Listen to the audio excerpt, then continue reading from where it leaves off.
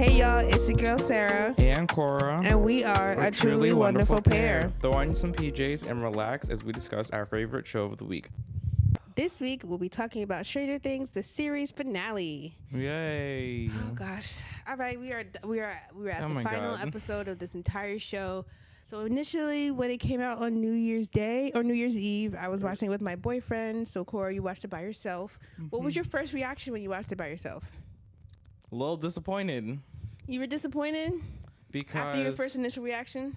Because like 11 is the main character. We see her in the first season go through a lot. You know, I personally am of the belief that I really wanted to see her playing D&D with the rest of the group. I feel like it was kind of sad that we never got to see her playing the game, and it's like she's the only one who never got to have like fun like that. It's like even in the early seasons she didn't play with them. No, she's never played D&D with them. It's like, why couldn't she do that? Interesting. It's the bare, it's like the bare minimum sometimes, but it's also like you had 10 years.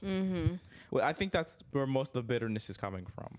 Yeah, my first reaction, obviously, with the anticipation of like the fight and everything, I had much anxiety towards it. But I feel like once they defeated Vecna and then I realized that there was more to it, I kind of wanted it to be less. It was like 50 minutes or so. Well, I mean, I feel like after, I want to start it from when they came from the portal. When they came from the portal, it was like, because what everyone is starting from when they finished defeating Vecna, but I wanted to kind of go back towards when they first go through the portal, because when everyone sees 11 killing herself and sacrificing herself and yada yada yada, because then I feel like that's the initial point of the rest of the show. So I feel like because that was like 10 minutes, so yeah.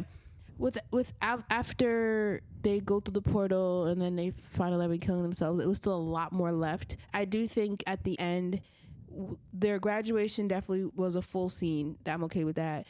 I think the rooftop scene with what is it, Jonathan, Robin, and Steve with, I'm forgetting her name, Nancy, and they're all talking about, where they're at in college and stuff. I feel like that could have been lesson 2. I don't know. It just feel like the last bit. It was like a last 40 minutes. So it was like 40 minutes left, I guess, to tie in everything as like a story in all. But everything leading up to it, definitely the battle could have been longer.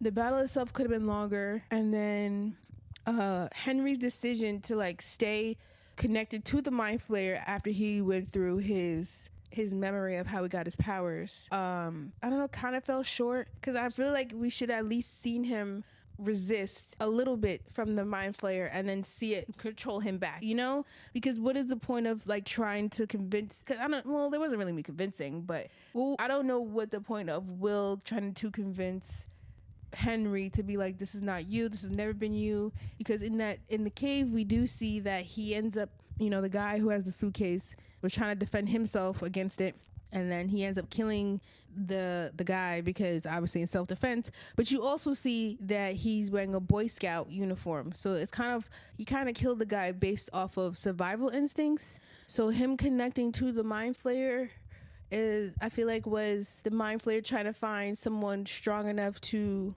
accept killing another human being. Right. So I think that's really that's why I feel like there should have been more of a toy between the resistance with it. But it had been a while, because if the Mind Flayer was connected to him since he was a child that young, and he's been like controlled by him this entire time, then I can see that the influence has already seeped through his brain, and like there's no way of trying to get him back.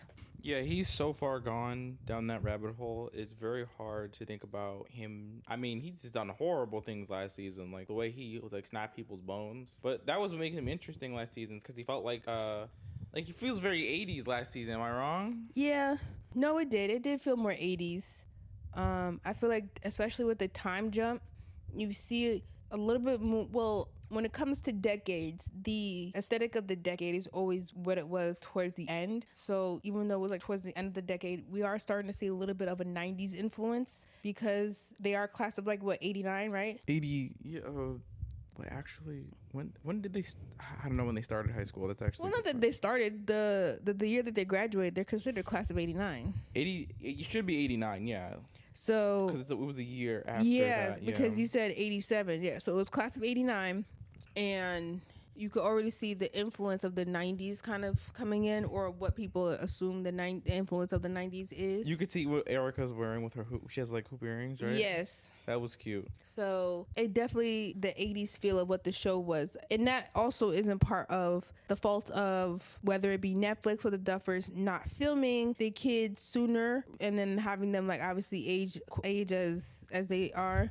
They should have definitely done it like year by year, especially after 3. 3 was the last time when they were actually high schoolers when 3 came out. I feel like they looked really young then. They were high schoolers? Yeah, around the actual kids were high schoolers, but in their show they were like in middle school. But they looked really young in season 3. And see, but that's the thing a lot of for Hollywood, right? Even let's just say High School Musical, all the kids that were all the actors that were in High School Musical, they were early 20s. So even as like, well, depending on how you are and how puberty hits you and how you age, you can still look very young in your early 20s as if you're still in high school versus like some people who probably who age quicker look like they're in their late 20s and when they're in their early 20s. So it really depends on the person and DNA and all that shit. But honestly, them not using or them not going the route of the Percy, I don't want to use it, but the Percy Jackson cast right now and how they're striking while the iron is hot, it kind of hindered them in a way because now they have to justify their ages with these time jumps that make no sense. Right, like Erica's like, I know that Priya looks like the way they made her look is like really young, but also because she's kind of like she's freshly like an adult, like she's 18. Yeah. So she's kind of young looking, so they can kind of do that for her, but it's still questionable because she's like an 18-year-old actually playing like a middle schooler. Yes, their ages definitely play a role in this, and even towards the end when they have a little not sneak peek, or they have kind of like a teaser for Holly and her friends possibly a possible whatever, let's hope not, spinoff. Even how old they are, they looked like they were, well, they're supposed to be technically elementary school because the playground that they were on gave very much elementary school. So when them trying to take the initial 12 kids in the beginning, I think they were supposed to be like fifth going into 6th grade, so they were going into middle school. Seems like it, because by the time we get to the ending and they're all playing their own version of D&D, they look a lot older, like they're about to be freshmen in high school. Right. I'm trying to think. I can totally see that because Holly, when the season starts and she's with Derek, it's like they're old enough to know what they're saying and doing. So it feels like they're old enough to have agency in their own story, which that does line up. That tracks. Right. And so this episode alone, like starting it out when they first get into the Upside Down and they go in with their plan, right? So their plan is when Henry is trying to merge the worlds, they're waiting for the right opportunity when they're on top of the tower for it to be close enough so that they could get through and then they could be able to get to the abyss to save the kids. The Squawk Tower. Right, the Squawk Tower. And it really is, I rewatching it really kind of sucks that they used Erica enough in the show, but they kind of just dropped using them once the convoy was able to get through the portal. But after that, like even in this scene where Dr. K goes to the church, I don't even know why they go to the church. Why do they go to the church? They went to the besides seeing the vehicle, because they don't see the vehicle until after they show up. They have a bunch of, I think, if I remember correctly, someone spotted them in the church tower. Interesting. And then they found the Squawk and they were like, we need to go arrest them from there. I don't know what they did with them after that. We don't see that. So if they were able to see them in the tower, I'm surprised that they weren't captured with Max and Vicky, like that scene when they're back at the base by the library, and you see that Max and Vicky are there because they were taken because obviously Dr. K found their plans and everything. Mm-hmm. Why wasn't the teacher and Erica with them too to be captured if they were at the church? Because watching it, I was confused. I was like, So, oh snap! I was like, oh snap! They found them. But then, did they find them? Because they weren't captured. They kind of were just there. So, like, why couldn't we see the teacher and Erica having their moment of trying to find a hiding spot as the same way as Max and Vicky? You know? Because then it's like, where did they go and how did they get caught? And then what happened to them? Because we don't really see them until again all the way at the end, at the last 40 minutes when the kids are graduating, and Erica is setting up the damn confetti. Yeah, I mean, seeing Erica and like, I wish we got to see more of her because there was a whole scene with the older kids, and I'm thinking to myself, I'm like, I don't want to see this. I don't. But you could have montaged most of this. Yeah, like, the rooftop definitely could have been montaged, because as much as Steve, Jonathan, and Nancy, they do have a dynamic. I think at some point, because I know I've seen the scene of Robin and Nancy like walking somewhere together. When they were by Radio Shack. So maybe they have a dynamic. But I've never seen Robin and Jonathan have a moment separately. Yeah, that's actually so I a good feel point. like them four having some type of connection is weird, because throughout this show, let's say in a foursome, we didn't see Robin with them in the Upside Down. We saw Dustin with them in the Upside Down. So I also thought that was kind of weird. They kind of just shoved these four together because they're like because they're the older kids that already graduated. I get that part, but them sitting on top of the thing with their own friendship, I would say they were able to get away with that because this event or this earthquake that they decided to randomly make the reason why everything happened. Yeah, like season 3 was already, I mean, in season 3 they had a tough enough time trying to explain how a bunch of people basically disappeared from their houses and were never found again. And now we have this massive earthquake. Now we have this massive earthquake that comes in the middle of town. It's glowing bright orange, and suddenly no one notices that for like a couple of nights. Like no one notices that the sky, like there's an eminence coming from underneath the town. And wasn't there like a group of parents that were like concerned for their kids that was like gathering around and trying to figure out what happened? What happened to those parents? The parents just stopped giving a fuck now that the government now that the government came in and that they don't have to do anything anymore. I just obviously it's the 80s and not many people are more conscious of what the government does, but there has to be at least one parent that's super conspiracy theorist to the point where like, I'm not following what you're saying because I don't trust the government. Right, like you don't have any fundy people like getting up in arms. Like they were getting up in arms calling like Hellfire Club demons, and now you have a literal like portal to what is essentially like hell in your town, and the government comes to like patch up it's like no one's outraged by that. Like that would be a bigger conspiracy. Oh my god, that would do it to conspiracy theorists in real life. That's they would what I'm go saying. nuts with that. They're in the middle of America, and even though they're in Indiana, I feel like the middle of America already knows that there's like, what is the Area 51? Area 51. Yeah, so that's in the middle of America, and at some point, they're like someone like Murray. Right. They definitely would be more people like Murray in the middle of America because I feel like you're more susceptible to government, not government control, but government interference. And what's really funny is that the first season, a lot of it can be read as a conspiracy theory because, the Will disappears in the Upside Down and the energy, the government is trying to hide it. And so they have they fake Will's body. They have a whole plastic body that looks exactly like Will. And they just put it in a coffin to make people think, oh, no, they put it in a river or whatever to make it look like, oh, he drowned or he's dead, so that they stop their investigation. And like, this is the kind of town that would open multiple types of UFO type conspiracy theories, but they're just not. Like that blows my mind. So, and the fact that I don't know if they are their same parents, but the fact that the government came in the middle of the night just to take kids and the parents aren't questioning is also very weird.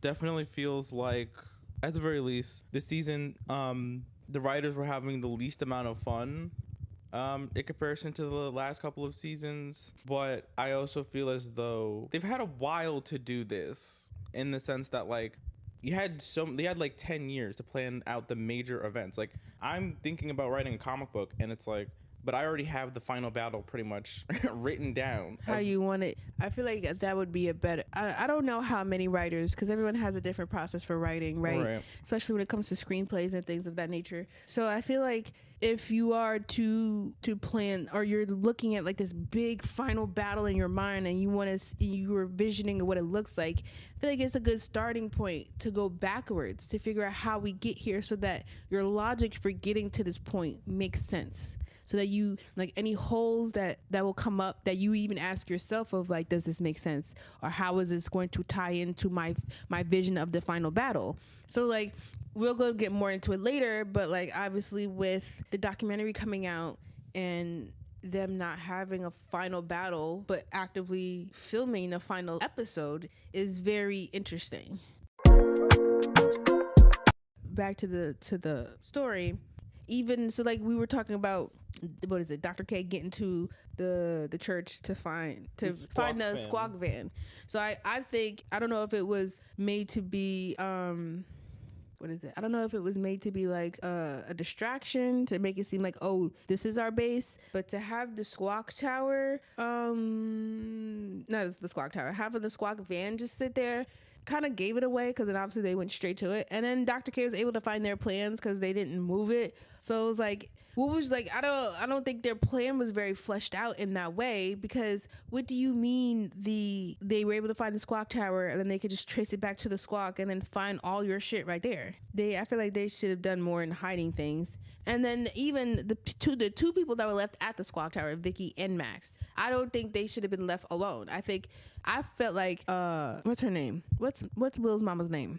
Joyce. Joyce should have been with them and stay with. I get it. Joyce needed her moment at the end to give Vecna a whack, but I feel like in that sense, if they were susceptible to be found by the government, this should have been an adult, because realistically, yes, she has a job, but they're technically still kids.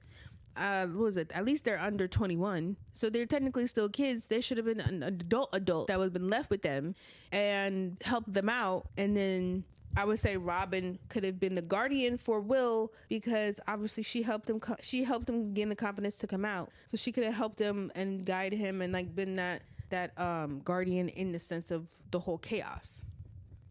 That too, like, you put Robin, like, what, like, it's really, my question is the decisions that were being made that make me question, because in season 3, you put Robin and Steve together, and Robin and Steve are a great duo, because, you know, you have Dustin and Erica, like, you have these pairings that are like, oh, these are like great, you know, these great duos. At the same time, it's like these characters challenge each other in a way that helps both of them grow, because Steve, if, you know, he knows Robin is a cool person, and then he realizes, oh, like, she's a lesbian, that's cool, we could still be friends. Yeah. Like, that helps him grow as a character, because it makes him look more progressive, and it especially from season 1, he was kind of a dick.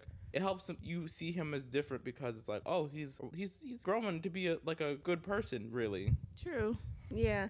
I do think the character development in Steve is great, because he started out with being this asshole popper dude from the, obviously of that time period, him being a typical asshole, not liking anybody younger than him because he's too cool for school.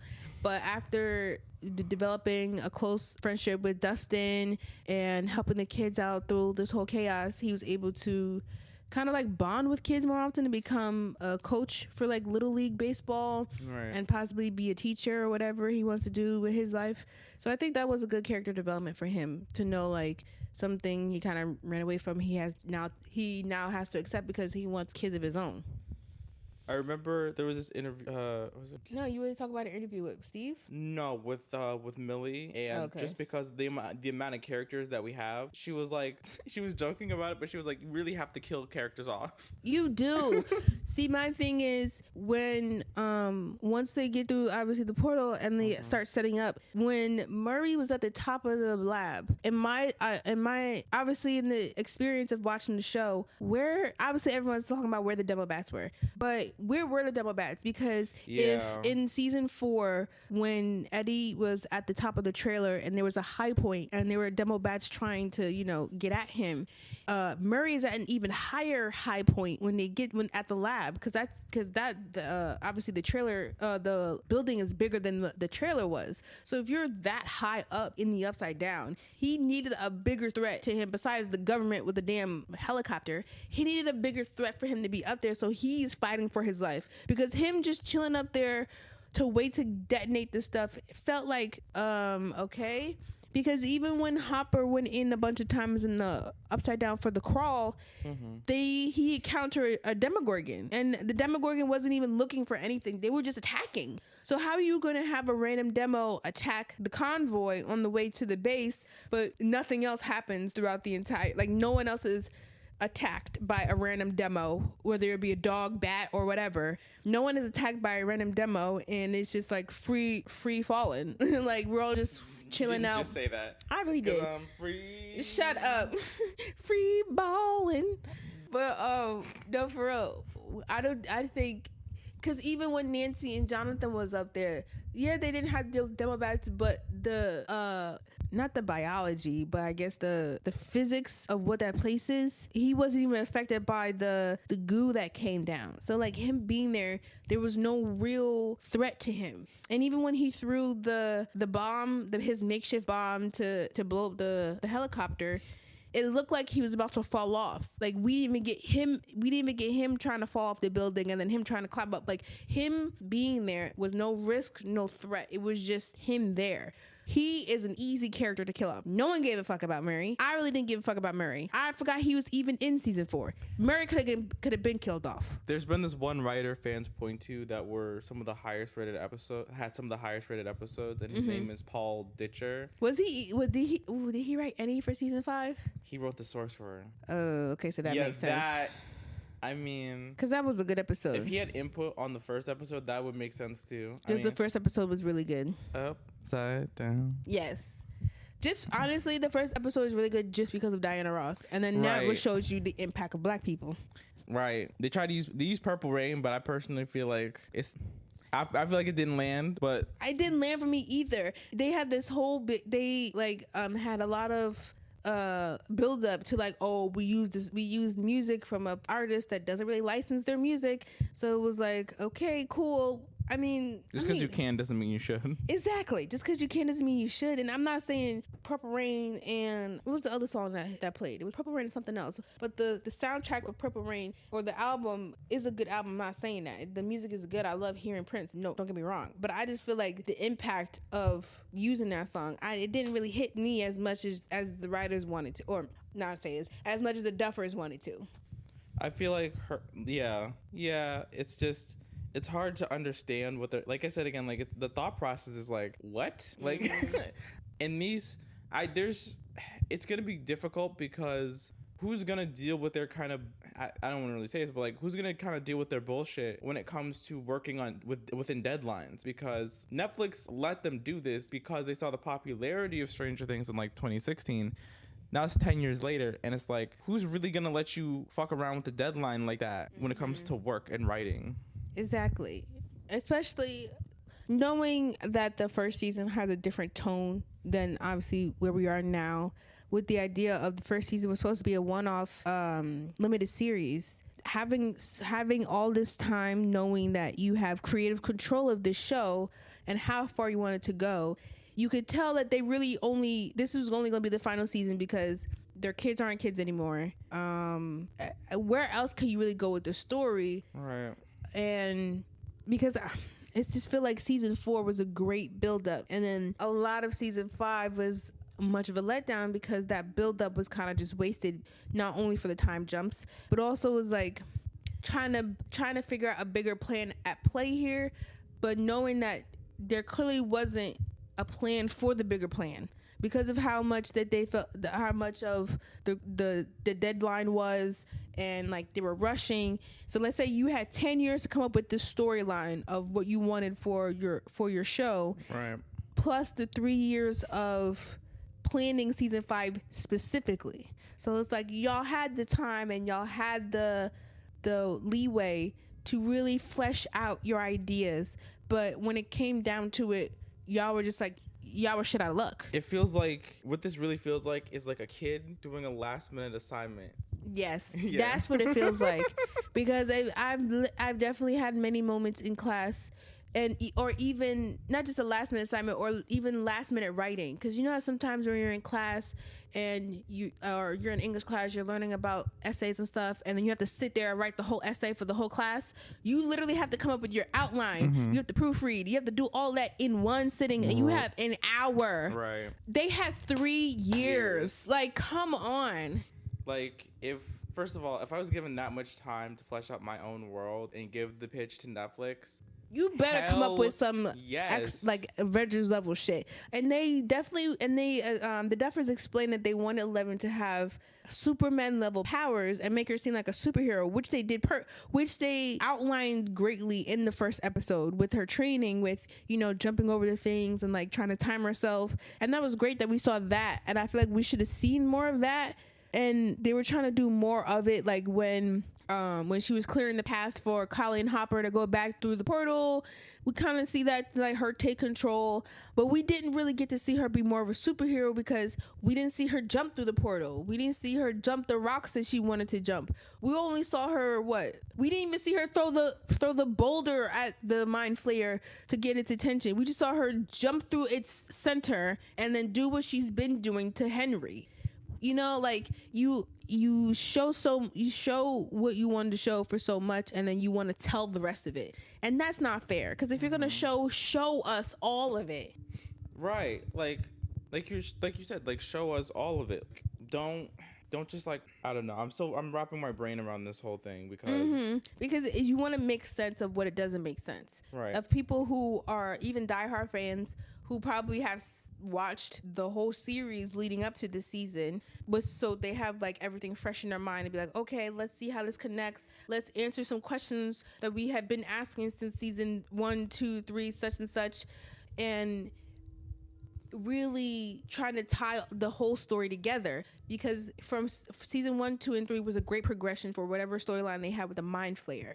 And then they kind of wanted to pivot to not only for the Mind Flayer to not be the only villain, or maybe showing a vessel of the Mind Flayer, which was very cool. I do think them introducing the idea that Henry was very cool, and I think they did it very well in season 4. Yeah, I think like the most 80s thing about that season is Vecna, because, like, you know, supernatural serial killers like Jason and stuff like that. Like, that's, you know, that's where it's at, because supernatural serial killers are very 80s. It feels very like, oh wow, like very slashery, and also it feels like Freddy, who also came out in the 80s. So it's like Jason, who was wasn't Freddy a huge influence? Because if you see Vecna and Freddy, they're kind of similar in image of how they look, because when Eleven pushes Vecna to the abyss and like the way the lightning is striking his body, you can see it's distorted, kind of like Freddy.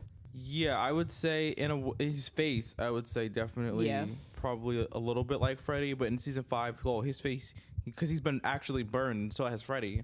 So in season 5, he definitely looks like Freddy. And they do, and funny enough, they do focus a lot on his left hand, like like a claw, like Freddy's claw. So, and then obviously the kids kind of being in like a dream state. So it kind of feels like an outline to Freddy Krueger, along with using the actor as his father when he's in prison. So if you're like getting inspiration from the 80s and stuff like that, the progression of it definitely felt like, okay, this is great. We see where it's going. And then after that, what else? You know?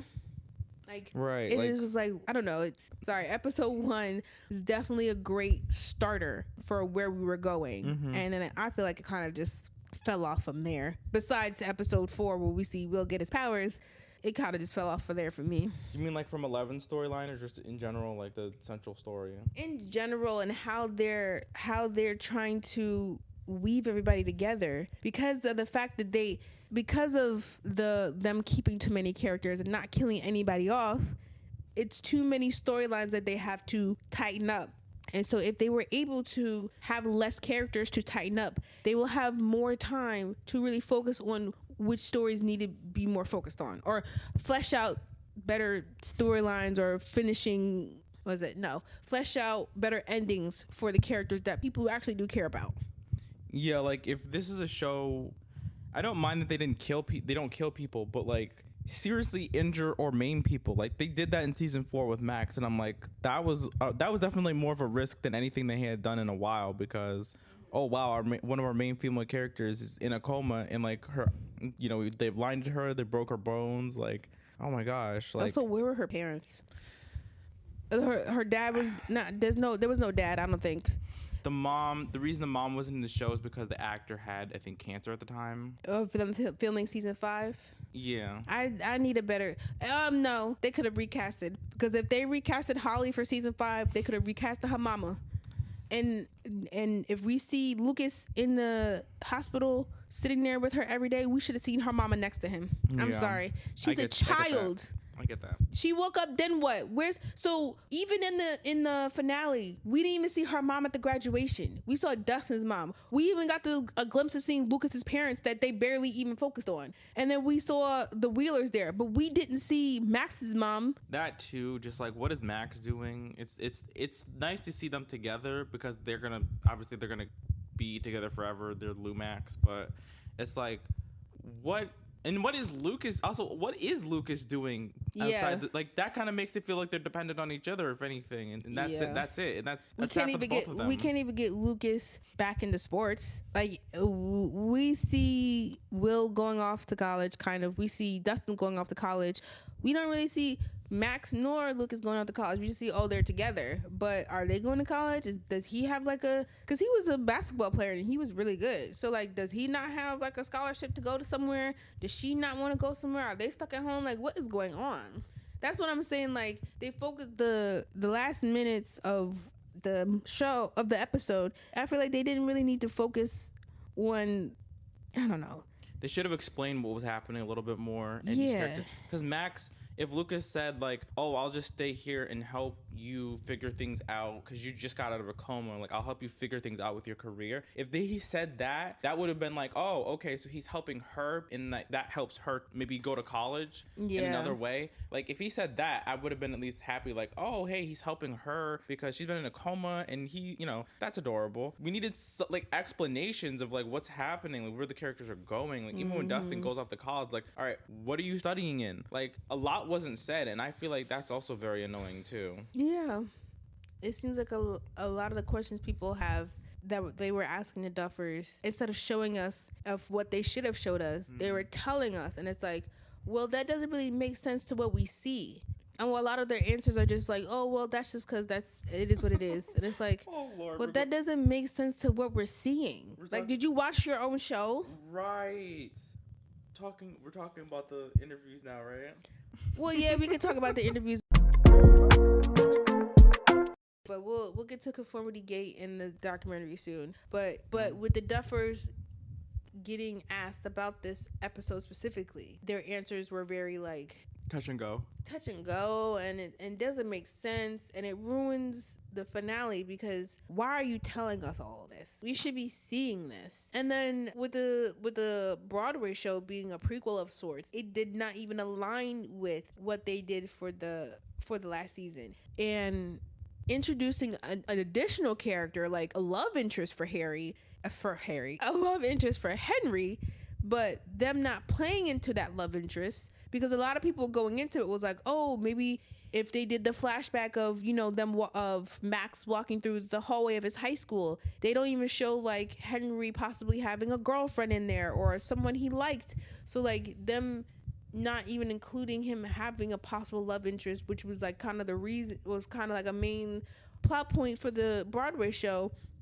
It kind of really didn't make sense for the ending of season 5. Yeah, because they said, oh, well, part of it is we haven't seen it yet too. Well, yeah, but I feel like seeing the show definitely is something you should do after watching season 5. Mm-hmm. If you have already seen the show, then you've already seen the show. But because they don't even correlate with each other, you really should see it after season 5. Because I feel like a lot of people watching it now, they're kind of anticipating, oh, are we going to see, I think her name was Patty or something like Patty. That. Oh, are we going to see Patty, or a possible, nod to Patty, or him thinking about Patty, or something for, related to her. And she's not even mentioned. And when Max 11 and Callie, they go through the high school thing again, Max mentioning all these names and 11 not having a reaction to it, she's like, oh, Joyce is there, Mrs. Wheeler, Mr. Wheeler are making out right there. It's like, what?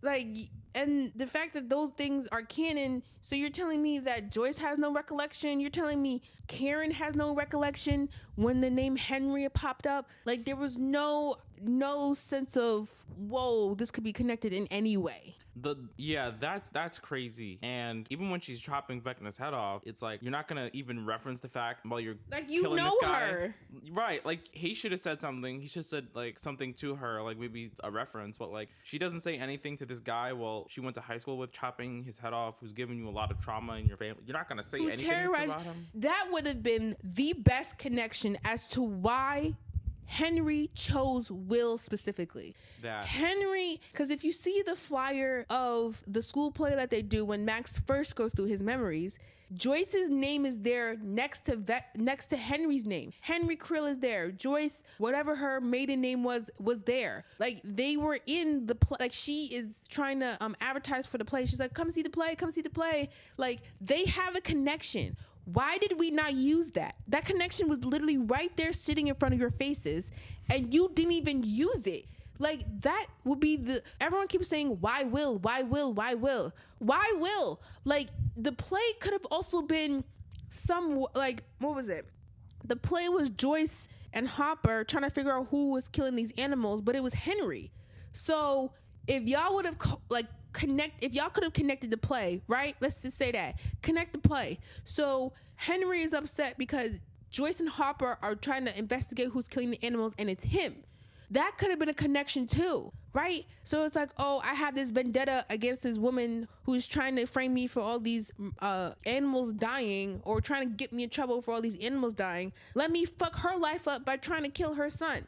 Something, right? Because why Will? Like, you've crossed me in some insignificant way, and now I'm going crazy because you did that to me in high school. I'm going after your son. That is like that is such a classic 80s trope of like the little weak person who was bullied gets revenge on the bully.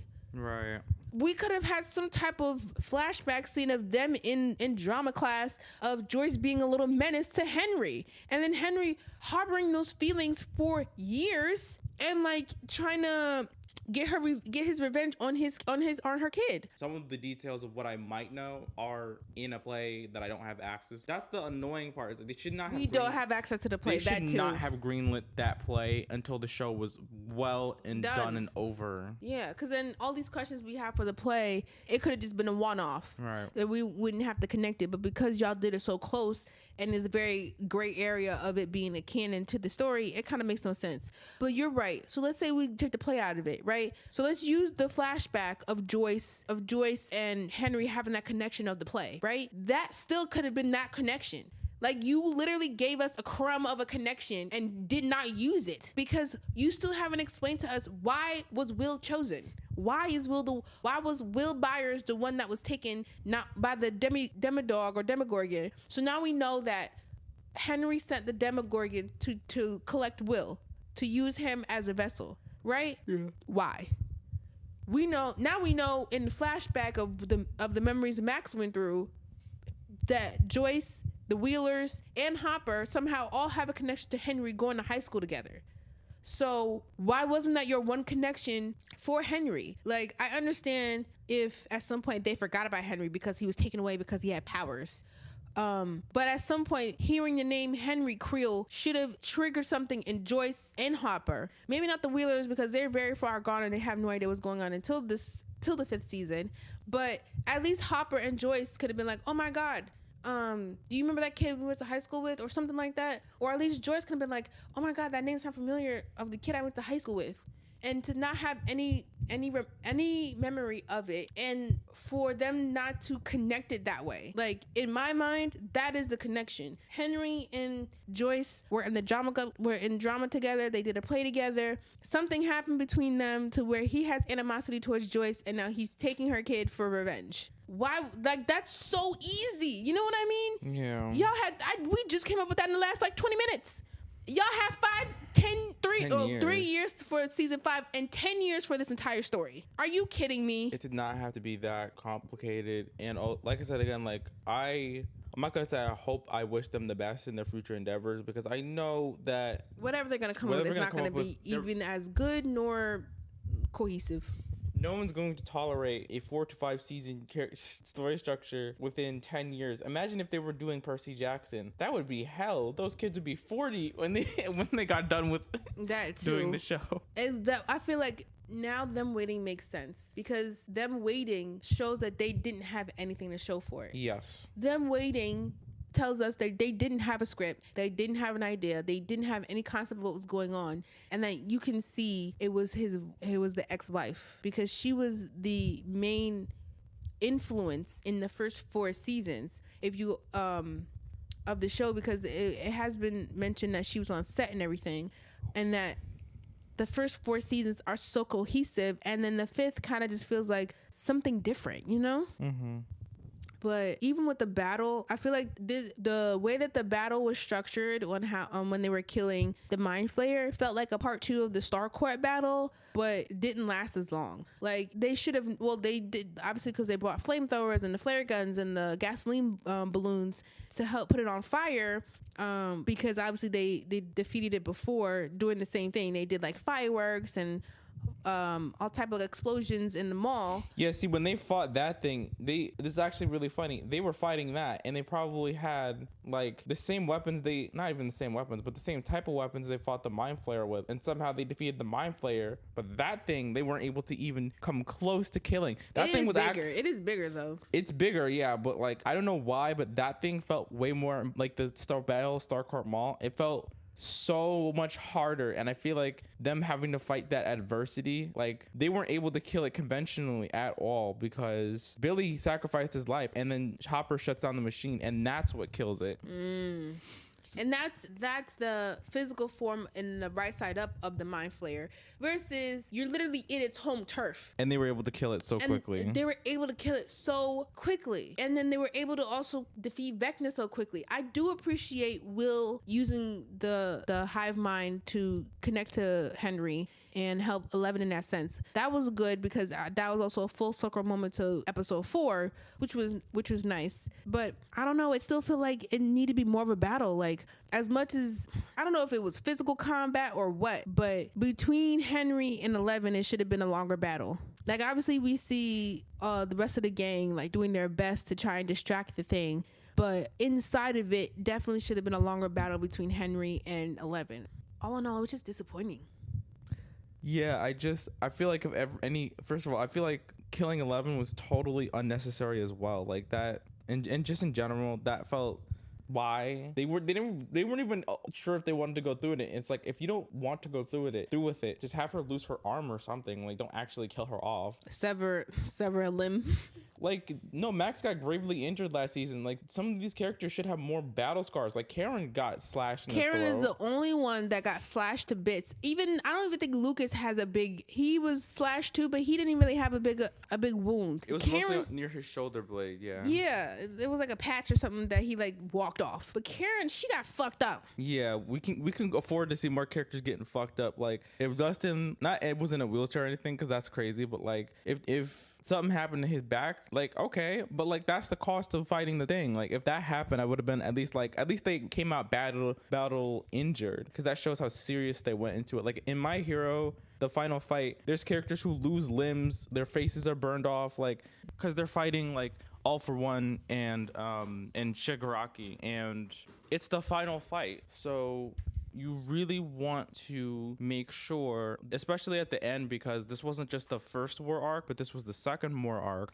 and Shigaraki was getting ready to destroy Mount Fuji. I personally felt as though, at least with Minetta's eye patch, and then Deku literally losing his arms, about having both of his arms get basically ripped off through the psychic transmutation, I feel as though even if he didn't come out with a permanent battle scar, like, you still see the side of his head. He had to get it shaved off, and the way his hair regrows isn't right, because that battle scar is still there. Like, we can have characters have more like Karen has a battle scar. Why don't our main characters have more battle scars? Exactly. Honestly, it should have been Hopper. It should have been Hopper. It should have been Hopper that sacrificed himself.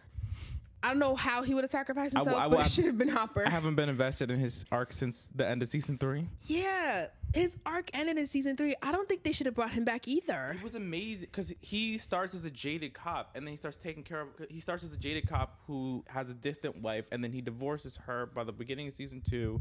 He's taking care of 11, and then he learns to grow. And even in season 3, there's some comedic moments he has with Mike. But overall, it's because he's a hard shell, but he loves her. And that's the last time I felt truly believable that. And she called him dad, right? In this season, she was calling him Hopper. And I'm like, why are we regressing? Why are we regressing? You called him dad. Like that was like when she called him dad, that moment made me like, oh wow, this is the last time I felt really sold on their relationship. Yeah. He didn't need to come back in season 4.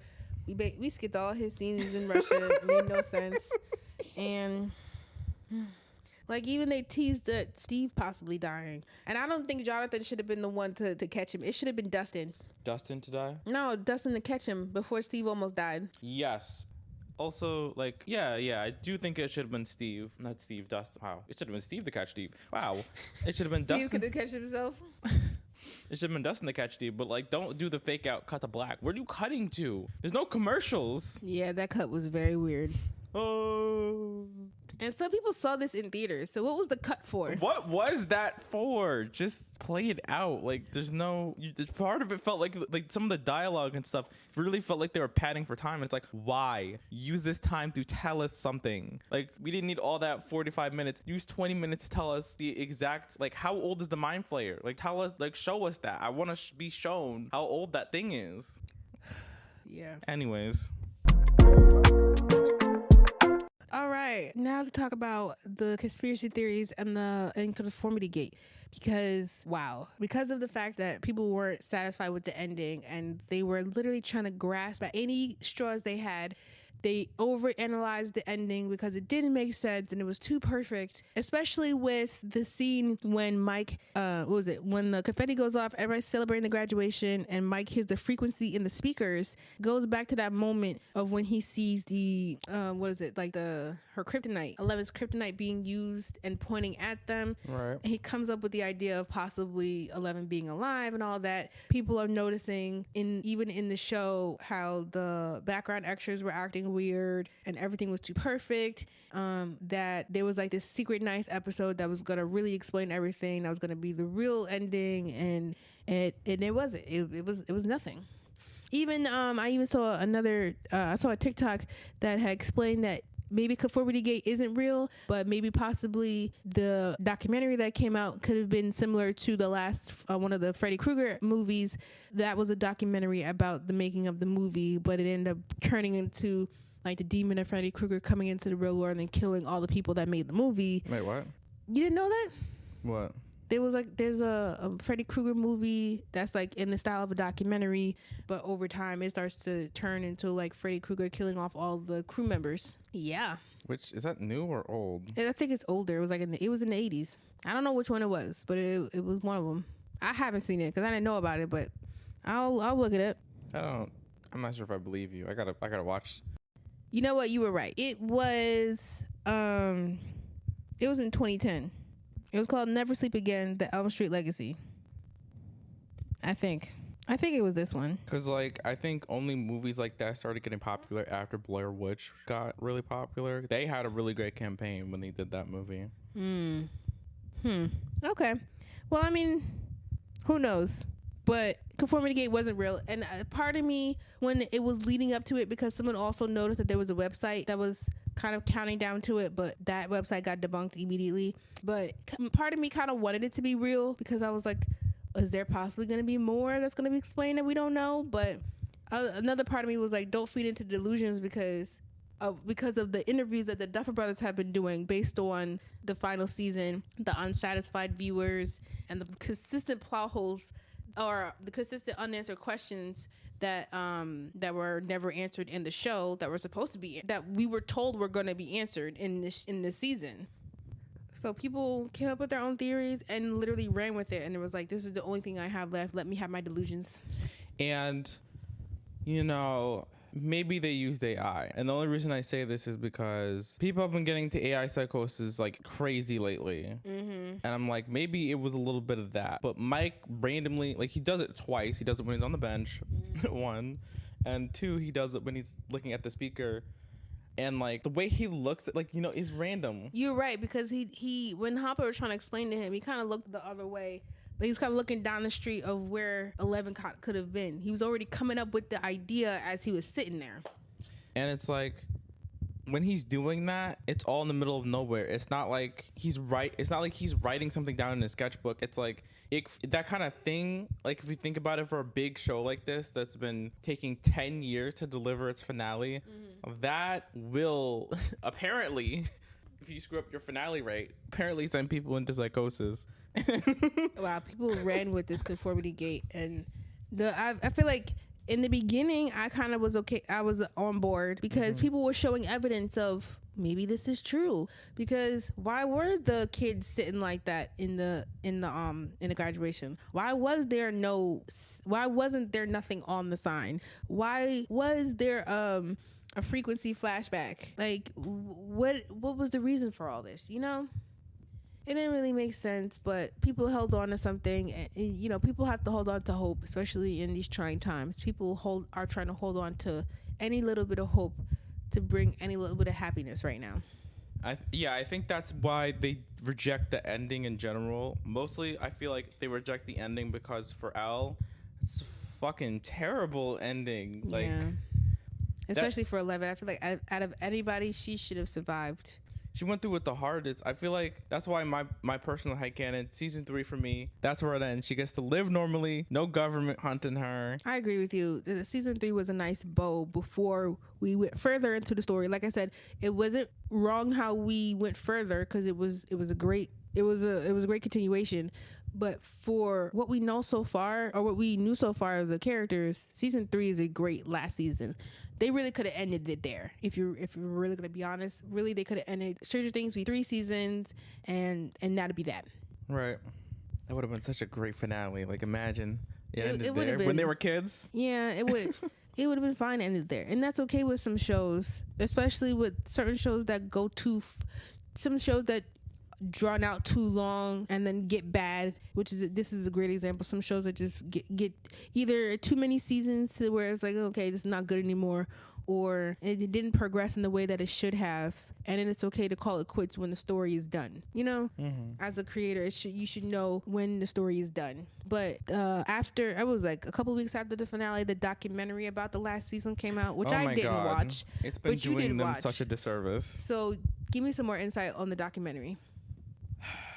It starts out terribly. I'm not going to lie. The first couple minutes was very hard for me not to pause just question their integrity as writers. What the hell? The first minute they start, I know this is supposed to be them being like endearing, but this was not very endearing the way it was edited. That's not good. It makes them look very, how do I say this?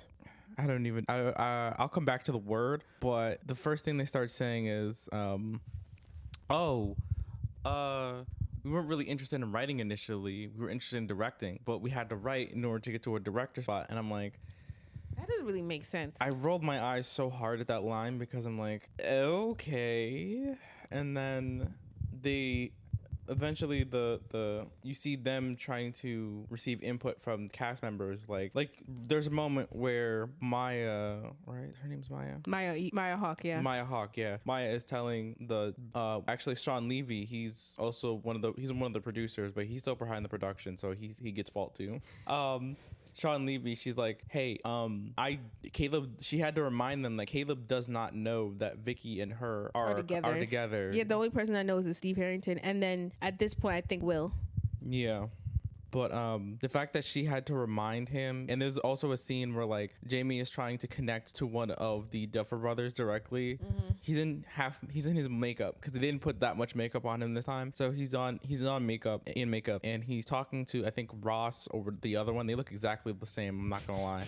He's talking to one of the brothers, and he's like, you know, he's talking about the, you know, the Creel house, and he's trying to explore that idea, and he's trying to understand where the other duffer is coming from, and all he says is and then there's one moment where the VFX team are like, what do they want us to do? Because they were so confused. Wow. And it's just like, we can't do this perfectly all the time, or like, we'll try to do this and hopefully they won't realize what's happening, because it felt like the problem is, I think that they were already on a deadline, and they couldn't, like the other seasons, keep fucking around for better or for worse. They were like, oh, what is it? Oh, if we had time, we would work on this till 2028. And I'm like, what? What? No, yeah, that's kind of, I think I remember hearing somewhere that like, if they had more time, they would have worked on this until like 2028. But that's like, ridiculous, because they already had so much time. it's too fucking much time. It's like normal writers in a writer's room, you know what they're not doing? Spending 10 years on a single, like, let's go back. If you are spending that long on the story, you're focused on that story. There's no production, there's no casting, there's no nothing. Like let's just use this example of Lin-Manuel Miranda writing for Hamilton. Right after he finished getting off Broadway for In the Heights, he started writing for Hamilton, and that took him 7 years. But mind you, he worked on the material for 7 years. He didn't have a cast. He didn't have the choreographers or the director working on it for 7 years along the way. It was just him and I think his co-writer at the time. I don't know his name, but it was just them two. Oh, he worked on In the Heights with him as well. So it was just them two really honing down, sitting down with the material they had to flesh out what they wanted to do for this play. So if you are going to take that long on creating the storyline, focus on your storyline. Sit down, flesh the story out, just the two of you, or whoever your writers or whoever you want it to be, if that was the case. Because you guys fumbling along the way, and it shows in your work. Like, you can't, like, it just shows, especially this last season. You guys fumbled for 3 years on one season. It was pretty bad, man. I mean, I'm thinking to myself, I'm like, they're bad at deadlines. Like, it's how are you actively shooting an episode and writing it at the same time? I don't understand that.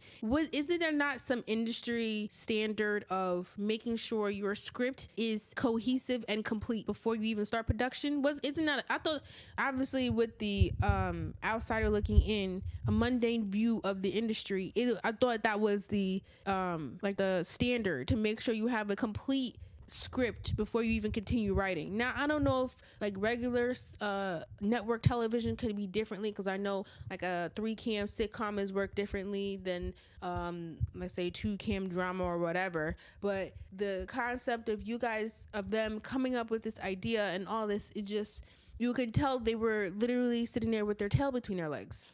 Yeah, like if I remember correctly, it's okay for like a 25 episode CW show to not have the episode written by the finale, because I think they write the first 25 episodes and then they start shooting them. Yeah, that's fine, because that's how normal productions happen. But when it's 8 episodes, I'm like, and you had years to do this, it's kind of coming off as like you had a lot of, at the very least, time to get this done before the visual effects department had to worry. Like, I have to go back to Percy Jackson and be like, the only thing that they're hampered by was maybe COVID and the writer strikes, but like in terms of releasing the first season. But after that, they've been striking. Like the second season just ended, and the third season's coming out in December of 2026. Like, so you'll have 2 seasons in 1 year technically. There we go. It's to work smarter instead of harder, because listen, not everybody's cut out for this, and I don't think the Russo brothers writers. I don't think they are, or at least not for the Marvel movies. They were just directors, right? So it's like, you can be just directors. It is okay to be just directors. You don't always have to write and direct. You can get a script from someone that has a good script and direct a good script. And even let's say leading up to this season, they could have took a backseat on the directing a lot more, and on the writing a lot more. Yes, they went through a whole divorce, whatever, but the writers that were there for their most rated episodes or their even their most rated season needed to be at the forefront and really focus on what their vision for was it, because it seemed like, yes, they wanted to focus on directing, but it seemed like they wanted more control of what the story was, which is why they decided to be writers. Because as a director, you're just bringing someone else's words to life, and you're working with the writer. So maybe in some way that they couldn't figure out who they wanted their sole writer or sole writer group to be able to flesh this out, because they had their own vision for this. I think that's also a problem too with a lot of directors, not a lot of directors, but in the sense of directors working with writers, instead of just working with a writer, they're trying to work against it because they have their own vision for what is being directed. So you have a lot of writer directors because it's my vision, my words, I know what it is, I'm bringing it to screen, I'm bringing it to fruition. But hey, you guys wanted to take that risk, and now you, in the eyes of some diehard fans, you produce some slop. I feel like this is also the way that, like, they've in a way privileged, because who gives you this much time? Yeah. Like, you have time to hang out with your family, do all this, do all that. Like, you have so much time. Normal writers who work on sitcoms and stuff, these are people who probably don't get a lot of recognition, don't really see, obviously, because they're busy. Like, imagine the writers on, what is it? Beyond the Gates. How much time do they have with their families? Because they gotta pump out the scripts. Or even just someone like Tyler Perry. Like, there's a show he has called Sisters. It's been 7 years since it first started, and it has 10 seasons. Plus, he has other shows and movies that he's writing. But, like, how does this man have any time for anything? I don't understand. And he said he has a kid too. So how does he even have time for anything? I don't understand. But it really, you could tell they didn't utilize their time correctly. Going back to the documentary, you had mentioned that they had an idea for Henry and how he got his powers. No. Just that Jamie was trying to get some pointers on, like, why Vecna was going back to Creel House in his mind, and the other duffer was just like, No, not that point. You had mentioned the rock that absorbed. Oh yeah, I think that was one of their interviews, ironically, where they were like, someone was asking them about The Rock, and they said that was for a spinoff in their spinoff that was somewhat, meaning The Rock, related to Stranger Things, but not really. And I'm like, what? Because they're gonna do a spinoff that's kind of tangentially related to Stranger Things, but also not really. Because their original idea was, I don't even care what their original idea is. I don't want to see anything from them anymore. Do you remember what they said about what their original idea was? The reason why the show was called Stranger Things and not 11, the musical, is because each season was supposed to be an anthology series. Oh, like a different story every time. Yeah, but... Oh, that would have been so much better. Imagine, like, let's say they introduced this idea of The Rock, of, like, bringing powers. They should have, realistically, it would have started off with Henry, and then another Rock, and then another story, and then other people, instead of just sticking with the same. I think because people fell in love with the kids too much, and who were playing the kids, they continue with that story versus making it a different story every time. They could have said no. They could, people. Like, that's my no thing is too. Also an option. The no word is no. an option. You can say no. Feel free to say no sometimes, because what the actual F was that finale? Like, that's how you get. That's how you. It feels like they failed. Sometimes people fail upwards in life, and that's very frustrating to see. And in this situation, I feel as though they totally managed to fail upward and then back down, as everyone rightfully criticized the finale. Rightfully so. Well, I think I'm all Stranger Things out. How about you? I am. I don't think I want to talk about this. Yeah, we want this to be the final iteration, because if we do ever come back to it, the last season is season 3, to be really honest with you. I might rewatch season 3 just if I could ever rewatch the whole series. Only season 3. Yeah. Only season 3. Hopper's sacrifice was so meaningful back then. Yeah, everything. I feel like the story, sacrifices. We had 2 sacrifices in one episode. We had Billy and we had Hopper. And then it was a nice little, everyone went back to their lives. That really could have ended it there, but Lord Jesus. And that's a wrap on Stranger Things. Woo! We have episodes coming out every Wednesday. Every Wednesday. Like Percy Jackson Wednesdays, every Wednesday. Every Wednesday. So just stay tuned and we'll see you next week.